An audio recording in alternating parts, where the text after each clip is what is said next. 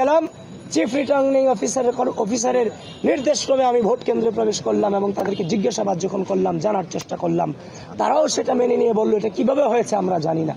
সুতরাং স্পষ্টভাবে জানিয়ে দিতে চাই, যেহেতু ঘটনা দুই জায়গায় ঘটনা ঘটেছে, প্রমাণিত হয়েছে, তার মানে এর আগেও অনেক ব্যালটে সম্ভবত আমরা যতটা নিশ্চিত হচ্ছি, আমরা জানি না কত ব্যালটে আগে থেকে চিহ্ন ভরে ব্যালট বক্স ভরে দিয়ে রাখা হয়েছে, সেটা আমাদের এখনো পর্যন্ত আমাদের জানা নাই। যেহেতু ঘটনা দুইটা প্রমাণ পেয়েছি, তার মানে এরকম ঘটনা আরও ঘটেছে, এটা নিঃসন্দেহে এটা আমরা অনুমান করতে পারছি।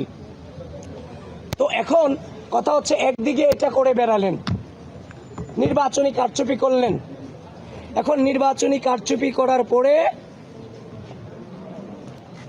উল্টো দায় দেওয়ার চেষ্টা করলেন। তারপর হচ্ছে যে আমাদের যে সকাল থেকে পুলিশ এজেন্ট থেকে শুরু করে আমাদের প্রার্থীদেরকে তো জ্বালানো হয়েছে। তারপরে হচ্ছে যে আমাদের যে সামনে যে আছে যে 41 জন ব্যক্তির নাম তো মনে রাখা পসিবল না কারো পক্ষে। 41টা ব্যালট নাম্বার কি মনে রাখা সম্ভব? তা আমরা যখন ভোট কেন্দ্রের 100 মিটার দূরত্ব থেকে যখন আমরা আমাদের যখন ব্যালট নম্বরগুলো দিচ্ছিলাম, এগুলো সকালে প্রত্যেকটা কেন্দ্রে কেন্দ্রে আমাদেরকে বাধা প্রদান করা হয়েছে, যেটা কোনোভাবেই মেনে নেওয়ার মতো নয়। তারপর হচ্ছে অমর একুশে হলের যে ঘটনায় আপনারা জানেন, একজন নির্বাচনী কর্মকর্তাকে সেখানে বরখাস্ত পর্যন্ত করা হয়েছে। তারপর হচ্ছে যে আপনার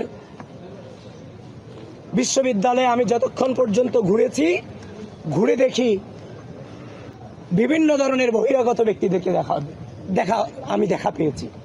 আমি আশ্চর্য হচ্ছি, কেউ বলছে কুড়িগ্রাম থেকে এসেছে, কেউ বলছে যে আমি এই এলাকার নেতা।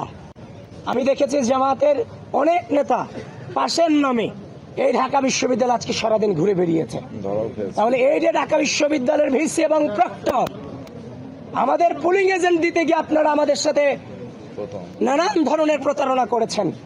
সেখানে নিরাপত্তা পাস নামে ঢাকা বিশ্ববিদ্যালয়ের বাইরে থেকে জামাত শিবিরের নেতা কর্মীদেরকে আপনারা ক্যাম্পাসে ঠাঁই দিয়েছেন। এটা কোনোভাবেই বরদাস্ত করার মতো ম্যাটার নয়।